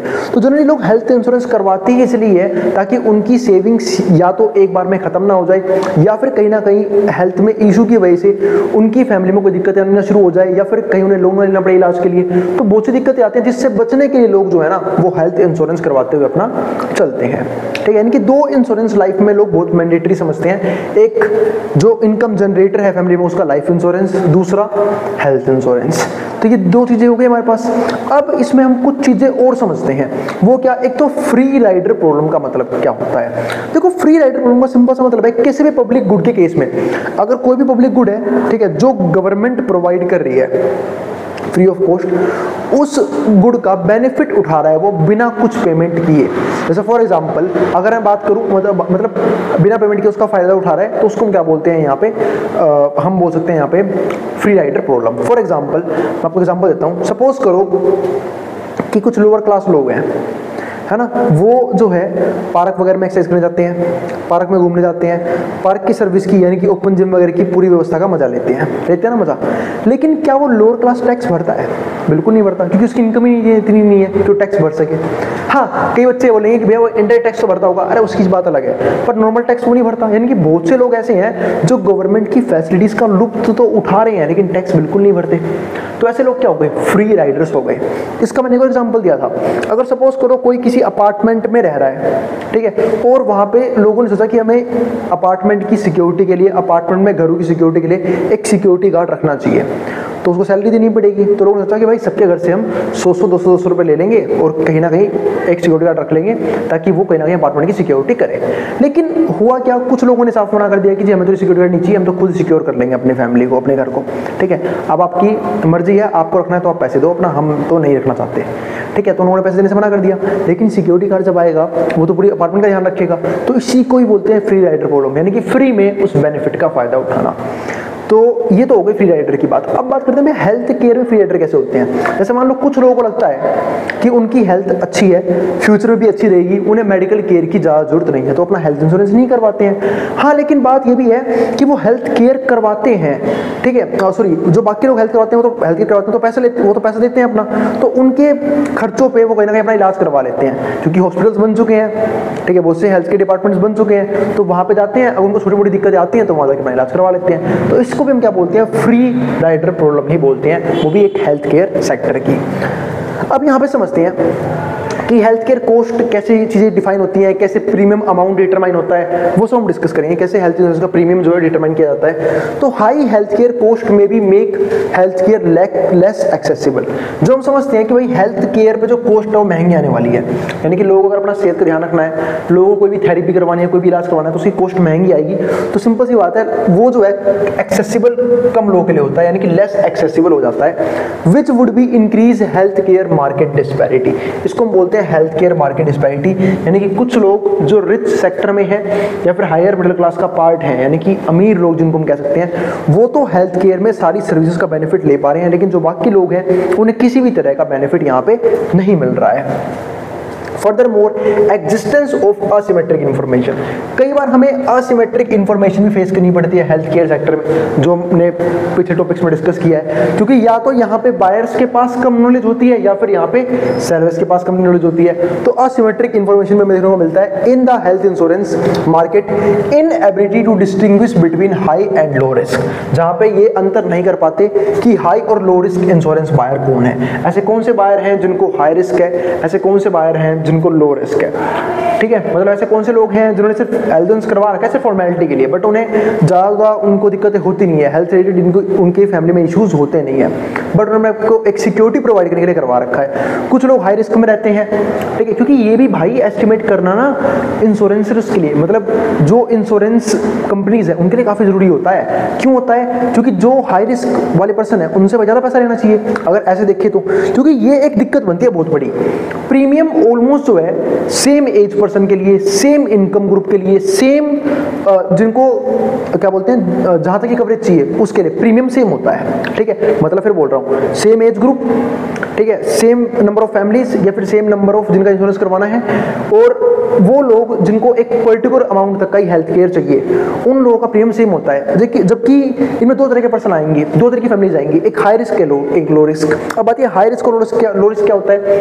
लो रिस्क ऐसी फैमिली जो कहीं ना कहीं अपनी हेल्थ का पूरा अच्छे से ध्यान रखती हैं, ठीक है, जहाँ पे हेल्थ को लेके लोग एक्सरसाइज भी करते हैं, ठीक है, और भी योगा वगैरह भी करते हैं, प्रॉपर तरीके से डाइट लेते हैं अपनी ताकि उनकी हेल्थ में कोई भी दिक्कत ना आए, प्रॉपर जगह रहते हैं, तो वो सब हो गए लो रिस्क, क्योंकि वहाँ पे उनका लो रिस्क है, उनका हेल्थ खराब होने की चांस बहुत कम है। कुछ ऐसे हो सकते हैं लोग जिनका प्रीमियम अमाउंट समझना पड़ रहा है पर उनका हाई रिस्क है। अब हाई रिस्क यानी कि वो लोग अपनी हेल्थ का ध्यान रखते हैं, जल्दी जल्दी बीमार पड़ते हैं, कभी भी उन्हें कवरेज की जरूरत पड़ सकती है, तो ऐसे केस में इंश्योरेंस जो कर रहे हैं उनका रिस्क बढ़ जाता है ना। और अगर मान लो हाई रिस्क वाले लोगों को ज़्यादा अगर हमने उनसे इंश्योरेंस कर दिया तो होगा क्या, कहीं ना कहीं कंपनी को ज़्यादा पेमेंट करनी पड़ेगी, ज़्यादा क्लेम्स देने पड़ेंगे हॉस्पिटल के अंदर, जिससे क्या होता है कंपनी को लॉसेस बहुत ज़्यादा होंगे।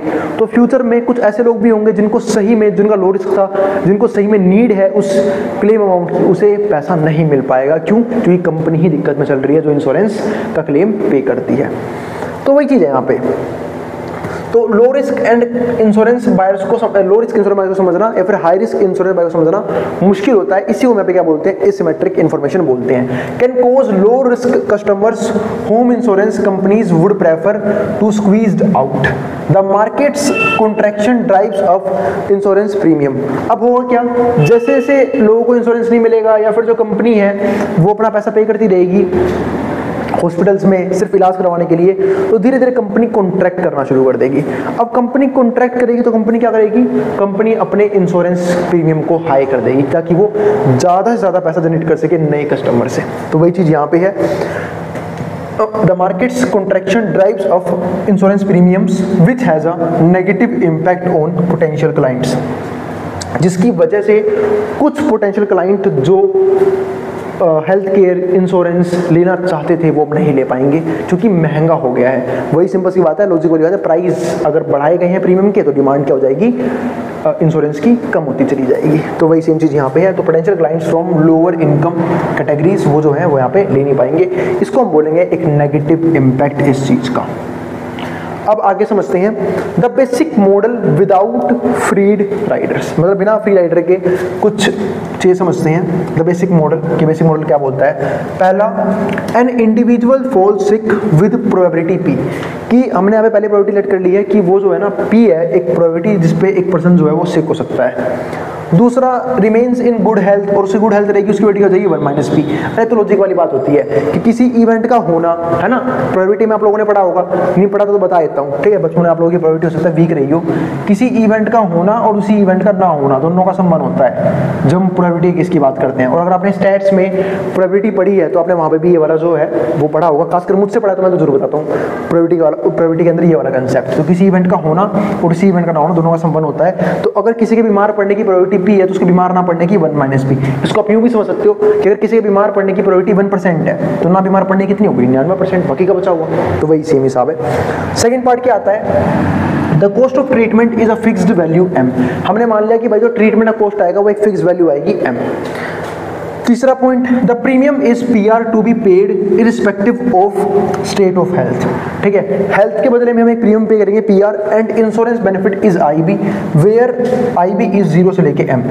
IB जो है वो 0 से लेके M के बीच में होगा। ये क्यों होगा वो भी समझा देता हूँ। देखो, इंश्योरेंस कंपनी या तो फुल्ली क्लेम करेगी उस चीज़ को, कुछ ना कुछ तो क्लेम देगी, तो जीरो तो हो नहीं सकता, या तो जीरो जो IB है वो जीरो से बड़ा होगा या और M से छोटा हो सकता है। M क्या है, वो पैसा ट्रीटमेंट में खर्च हो रहा है, क्योंकि ट्रीटमेंट तो उसका भाई महंगा भी हो सकता है आपने जितने का कवरेज ले रखा हो इंश्योरेंस के अंदर उससे फालतू पैसा लग रहा हो आपकी बीमारी में, तो सिंपल सी बात है अगर बीमारी में फालतू पैसा लगेगा तो लॉजिक वाली बात ये कहती है कि फिर इंश्योरेंस कंपनी जितना कवरेज उतना अमाउंट पे कर देगी, बाकी अमाउंट आपको अपनी जेब से पे करना पड़ेगा।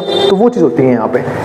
फोर्थ पार्ट क्या आता है हमारे पास यहाँ पे, gross income of individual is Y, और जो ग्रोस इनकम है किसी भी इंडिविजुअल की वो क्या होगी, वाई होगी, with his utility function is U Y, और उसकी जो यूटिलिटी फंक्शन है उसका क्या हो जाएगा, यू वाई हो जाएगा। फिफ्थ पार्ट में क्या आया, U derivative Y greater than zero, जो U derivative Y greater than zero होगा और U double derivative Y less than zero होगा, which means that individuals are risk averse, के इंडिविजुअल जो है वो रिस्क नहीं लेना चाहते हैं, यानी कि लो रिस्क पर्सन है, वो ये शो करता है कि U derivative Y greater than zero होगा और U double derivative Y less than zero होगा। अब आती हैं इसी कुछ इंपॉर्टेंट अजम्पशंस जो हमने एज्यूम करके, पहला, insurers do not incur any administrative expenses so as to maximise their expected profit. तो जो इंश्योरेंस है वो किसी भी तरह का एडमिनिस्ट्रेटिव एक्सपेंस नहीं कर रहे हैं, ये मान के चल रहे हैं। एडमिनिस्ट्रेटिव एक्सपेंस यानी कि वो उस फर्म को मैनेज करने में किसी भी तरह का एक्सपेंस जो है यहाँ पे नहीं कर रहे हैं, वो उनका काम सिर्फ क्या है, इंश्योरेंस का अमाउंट लेना, ठीक है, और बदले में क्लेम पास करवाना जिन लोगों को कोई बीमारी है वो। लेकिन ऐसा असली में नहीं होता है। बहुत सी हेल्थ इंश्योरेंस कंपनी अपने एक अच्छे इकट्ठे हुए फंड को, लमसम अमाउंट को इन्वेस्ट भी करते हैं ताकि वहां से भी प्रॉफिट जनरेट कर सके, ताकि ज़्यादा लोगों को वो टाइम पे क्लेम कर सके, या फिर अपनी कंपनी की डेवलपमेंट के लिए भी बहुत सी कंपनी ऐसा करती हैं। दूसरा क्या है, the market for health insurance is categorised bye perfect competition. हम जो मार्केट है, ठीक है, कौन सी इंश्योरेंस कंपनी, उनको क्या मानते हैं, परफेक्ट कंपटीशन। और परफेक्ट कंपटीशन होने का मतलब सिर्फ एक है कि यहाँ पे लार्ज नंबर ऑफ बायर्स और लार्ज नंबर ऑफ सेलर्स होंगे, और ये सब मिलके आइडेंटिकल प्रोडक्ट या फिर आइडेंटिकल सर्विस कह सकते हैं इस चीज के मामले में वो सेल कर रहे होंगे। क्योंकि जब हम परफेक्ट कंपटीशन की बात करते हैं तो वहाँ पे यही होता है, लार्ज नंबर ऑफ बायर्स होते हैं, लार्ज नंबर ऑफ सेलर होते हैं, और वो आइडेंटिकल प्रोडक्ट सेल करते हैं ताकि बायर्स को प्रोडक्ट के बारे में यानी कि सर्विस के बारे में फुल नॉलेज हो। ठीक है, तो ये हो गया हमारे पास कुछ असम्पशन। अच्छा, एक और है तीसरा, वो क्या है, insurance offer actually fair contracts. वो एक फेयर कॉन्ट्रैक्ट्स बनाते हैं implying that P equals to PY, premium is equal, ताकि प्रीमियम क्या रहे, इक्वल रहे। ठीक है, कि प्रीमियम आपने देखा बार-बार बढ़ता भी नहीं है प्रीमियम एक अमाउंट का, मतलब एक बार जो हमने प्रीमियम ले लिया वो फिक्स रहता है। इसलिए लोग ये बोलते हैं, फिर मैं भी सजेस्ट करूंगा, अगर आप में से कोई भी पर्सन जो है ना वो अगर इंश्योरेंस करवाना चाहता है, खासकर लाइफ इंश्योरेंस या टर्म इंश्योरेंस, वो अपनी अर्ली एज में ही करवा ले, क्योंकि अर्ली एज में प्रीमियम जो है ना काफी लो रहता है, और वही प्रीमियम अमाउंट फ्यूचर तक आपको देना पड़ेगा, है ना। और जितना आपकी एज ज़्यादा होती चली जाएगी उतना ही आपका प्रीमियम महंगा होता चला जाएगा, क्योंकि एज के साथ साथ बहुत से फैक्टर्स अफेक्ट करते हैं टर्म लाइफ को, क्योंकि कई बार चांसेस बढ़ जाते हैं लोगों की डेथ होने की एज के साथ, जिसकी वजह से प्रीमियम महंगे हो जाते हैं। बहुत से रीजंस होते हैं, ठीक है। और कंपनी को ये लगता है, एक रीजन मैं वो बताता हूँ, कंपनी को लगता है जैसे मान लो मैं यंग हूँ, मैंने अपना इंश्योरेंस करवा लिया, अब कंपनी को पता है कि अभी तो इसकी तबीयत खराब नहीं होगी, जो भी होगी 10-15 साल बाद होगी, अगर कुछ होता भी है इंसिडेंटल जो भी, चाहे नेचुरल डेथ कह लो, वो होगी आज से 15-20 साल बाद होगी, अगर होगी भी तो कोई बीमारी हो गई ऐसी तो, ठीक है। लेकिन एक लॉजिक वाली बात है, अभी तो नहीं होगी, तो यानी कि ये जो है वो ज़्यादा टाइम तक अपने प्रीमियम को भर पाएगा, तो क्यों ना हमसे इससे कम प्रीमियम ले लें। तो ये भी एक रीजन हो सकता है, तो जिसकी वजह से जो है कहीं ना कहीं स्टार्टिंग में टर्म इंश्योरेंस वाले जो है अपना प्रीमियम कम रखते हैं, या फिर कोई भी इंश्योरेंस वाले प्रीमियम कम रखते हैं। वही हेल्थ को लेकर भी होता है, अगर किसी कोई अपनी हेल्थ को बढ़े रखता है, जैसे वो ना तो अल्कोहलिक प्रोडक्ट यूज कर रहा है, ठीक है, किसी भी तरह से अपनी बॉडी को हार्म। चलो फिर अब आगे देखते हैं। हाँ, तो हम क्या बात कर रहे थे, हमें बात कर रहे थे कि अगर किसी भी पर्सन को किसी तरह की दिक्कत नहीं है, वो अपनी हेल्थ को बढ़िया मेंटेन रखता है, तो ऐसे केस में हेल्थ इंश्योरेंस प्रीमियम जो है उसका क्या आता है, कम आता है। अब लास्ट टॉपिक रहेगा था वो डिस्कस कर लेते हैं, extended model with free Riders. ये क्या होता है, इसका मतलब समझ लेते हैं, ठीक है। तो extended model with free Riders यानी कि जब हमारे इकोनॉमी में फ्री राइडर्स मौजूद हैं, यानी कि वो लोग मौजूद हैं जो बिना किसी पेमेंट के सर्विसेज को एंजॉय करना चाहते हैं, है ना। जैसे कि कुछ लोग ऐसे होते हैं जिनको पता होता है कि भाई जो है हम अपनी हेल्थ का प्रॉपर ख्याल रखते हैं, हमें बहुत जल्दी दिक्कतें नहीं आएंगी, तो फिर हमारी फैमिली जो है वो हेल्थ में फिट एंड फाइन है, उन्हें भी बहुत जल्दी प्रॉब्लम नहीं आएगी। और कभी कोई प्रॉब्लम आई भी तो गवर्नमेंट हॉस्पिटल्स हैं, हम वहाँ पे ना के बराबर कॉस्ट पे अपना इलाज करवा सकते हैं। तो इसलिए हम जो है वो पहले से ही प्रीमियम क्यों लेके चले, हम क्यों एक एडिशनल खर्चा करें। उन्हीं को मैं क्या बोलते हैं, फ्री राइडर्स बोलते, विद फ्री राइडर्स बोलते हैं कि फ्री राइडर बोलते हैं वो लोग जो बिना किसी पैसे के अपना ट्रीटमेंट करवाना चाहते हैं। और ऐसे केस में कहीं ना कहीं मार्केट कोलैप्स करती है। कैसे करती है वो समझते हैं।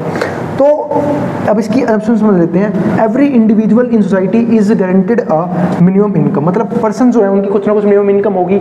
सिंपल सी बात है भाई, हम सब जो हैं वो कहीं ना कुछ इनकम जनरेट करते हैं, और नहीं भी करते ना तो किसी ना इसमें डिपेंडेंट होते हैं जो हमारे इनकम जनरेट कर रहा होता है, यानी कि भाई मिनिमम कुछ ना कुछ होगा। अब इसमें पहला दूसरा पॉइंट क्या है, individuals differ in gross income. अब जो इंडिविजुअल्स हैं उनकी ग्रोस इनकम जो है वो डिफर कर सकती है। वाइल प्रोबेबिलिटी इलनेस पी है, प्रोबेबिलिटी इलनेस सेम है कि भाई हर एक पर्सन की बीमार पड़ने की प्रोबेबिलिटी को हम पी मान लेते हैं, और बीमार ना पड़ने की हो जाएगी फिर 1 माइनस पी, जो मैंने यहाँ पे समझाया भी था। कॉस्ट जो हमारे पास क्या हो जाएगी, एम हो जाएगी, यानी कि जो ट्रीटमेंट कॉस्ट उसको हम एम मान लेंगे। Are identical for all individuals, ये सारे इंडिविजुअल्स के लिए सेम मान के चल रहे हैं। तीसरा, treatment is not denied, treatment को मना नहीं करेंगे टू एनीवन, किसी के लिए भी। तो इस केस में क्या दिक्कत आती है, free rider issue serve as justification for mandating health insurance. तो या तो हम मैंडेटरी कर दें कुछ चीज़ों को, खासकर मान लो कि हेल्थ इंश्योरेंस लेना मैंडेटरी कर दे गवर्नमेंट, या फिर लाइफ इंश्योरेंस लेना मैंडेटरी कर दे, ताकि कल को उनकी फैमिली किसी भी दूसरे पर्सन के ऊपर या फिर किसी के भी ऊपर डिपेंडेंट ना हो, बर्डन ना बने फाइनेंशियली।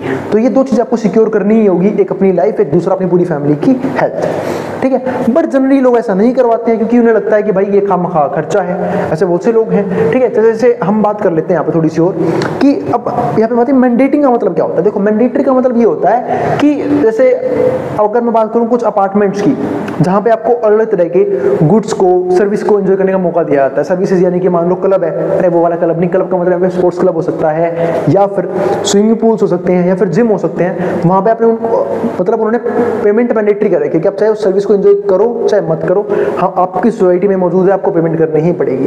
तो आप चाहे हफ्ते में 1 दिन जिम जाओ, चाहे आप महीने में 10 दिन जिम जाओ, चाहे साल में आप 1 महीना जिम जाओ, कभी भी जाओ, कितने कम टाइम के लिए जाओ, लेकिन आपका प्रीमियम पूरे अमाउंट का लगेगा सबका। अब फायदा किन का है, जो डेली उस लेवल पे वर्कआउट करते हैं, फिर जो डेली जिम जाना पसंद करते हैं, ठीक है, जो डेली स्विमिंग पूल में जाना पसंद करते हैं। अब देखो स्विमिंग पूल की मेंबरशिप सबसे डेली मैंडेटरी कर रखी है। अब चाहे उसमें ऐसे लोग भी होंगे जिनको बिल्कुल नहाना पसंद नहीं हो, बिल्कुल नहीं जाते होंगे, है ना, जिनको कभी कभी जाना हो सकता है वो कभी कभी जाते होंगे, और कुछ ऐसे भी होंगे जिनको स्विमिंग का शौक हो वो डेली जाते होंगे, क्योंकि एक तो उन्हें पैसा भी खर्च कर रखा है, ऊपर से मजा भी आता है। तो वो चीज़ है। तो या तो गवर्नमेंट इसको मैंडेटरी कर दे, और मैंडेटरी नहीं करती तो फिर क्या होगा, विदाउट सच रिक्वायरमेंट, अगर रिक्वायरमेंट नहीं है, the market for health insurance fail. तो मार्केट जो है वो हेल्थ इंश्योरेंस की क्या हो जाएगी, फेल कर जाएगी। In that some people with poor insurance, तो that fails that some people with poor insurance do not purchase it, क्योंकि कुछ लोग जो है पुअर वो इसे परचेज करना नहीं चाहते। Since no they are eligible for a transfer that will ensure they receive a minimum level of income in the event of illness, कि अगर उन्हें इलनेस हो भी गई तो हमें किसी न किसी तरह की इनकम जो है वो मिनिमम इनकम मिलती रहेगी, या फिर हमें वो सर्विसेज मिल जाएंगी डॉक्टर की जो हमें चाहिए फ्री ऑफ कॉस्ट। तो वो क्यों उस चीज़ के लिए पैसा देंगे। तो ऐसे किस्से में ना दिक्कत किसको होती है, हेल्थ केयर सेक्टर को, और उन लोगों को जिन्होंने अपने आप का इंश्योरेंस करवा रखा है, क्योंकि उन्हें सेम सर्विसेज के लिए एक्स्ट्रा प्रीमियम पे करना पड़ता है, क्योंकि कुछ लोग नहीं भर रहे हैं। अब मैं आपको इसका एक बेस्ट एग्जांपल दे सकता हूँ। सपोज करो अगर आप किसी अपार्टमेंट में रह रहे हो, वहाँ पे एक आपने गार्ड रख लिया, सिक्योरिटी गार्ड रख लिया, उसकी सैलरी मान लेते हैं 20,000 रुपये है, 20,000 रुपये। सोसाइटी के अंदर 200 मेंबर्स रहते हैं, यानी कि 200 घर है, हर घर में हम उस कॉस्ट को डिवाइड कर देते हैं 200, तो ये डिवाइड कर लिया, ये आ गया हमारा 100 रुपये, यानी कि 100 रुपये हर घर से जाएंगे उस सिक्योरिटी गार्ड की सैलरी के तौर पे, ठीक है। लेकिन अगर हम यहाँ पे बात करें, उसने मना कर दिया, कुछ लोगों ने, उसने नहीं, कुछ लोगों ने मना कर दिया कि जी हमें सिक्योरिटी की जरूरत कोई नहीं है, हम तो रख लेंगे। मतलब वो बना होते हैं फ्री राइडर, क्योंकि उन्हें पता है कि बाकी लोग हैं जो थोड़े से अमीर हैं, जिनके घर में ज़्यादा पैसा रहता है, उनको सिक्योरिटी की जरूरत पड़ेगी, तो सिक्योरिटी गार्ड रखेंगे और उसका बेनिफिट कहीं पूरी सोसाइटी को मिलेगा। तो मान लो 100 लोगों ने मना कर दिया, 50% लोगों ने मना कर दिया, तो 20,000 सैलरी है उसकी, अपनी सैलरी तो फिक्स लेगा वो, अब 100% दे रहे हैं, तो अब कितनी कॉस्ट पड़ जाएगी, 1% के लिए 200। तो यही चीज़ होती है इंश्योरेंस के साथ भी, कि अगर कुछ लोग सिर्फ उसे फ्री में इंजॉय करना चाहते हैं तो बाकी लोगों को कहीं ना कहीं उसके लिए पैसा पे करना पड़ता है, उनके हिस्से का भी। तो ये चीज़ होती है। ये था हमारा हेल्थ इंश्योरेंस का complete concept. Free rider problem भी मैंने डीप में डिस्कस कर लिया है इस वीडियो के अंदर। अब हम मिलेंगे अगली वीडियो में विद न्यू कंसेप्ट। तो अभी तब तक फिनिश नहीं हुआ है, अभी कुछ टॉपिक्स बाकी हैं। और अगर वीडियो पसंद आई हो तो वीडियो को लाइक किए बिना मत जाना, और चैनल को सब्सक्राइब भी कर देना ऐसी वीडियोस के लिए। उन बच्चों में शेयर भी कर देना जिन बच्चों का एग्जाम होने वाला हो सेम सब्जेक्ट का, ठीक है। जिसको जो उतारना उतार सकता है, बोर्ड के सामने से। नोट्स के लिए आप इस नंबर पर जाके नोट्स ले सकते हैं, अब जिसको जो उतारना है वो उतार सकता है।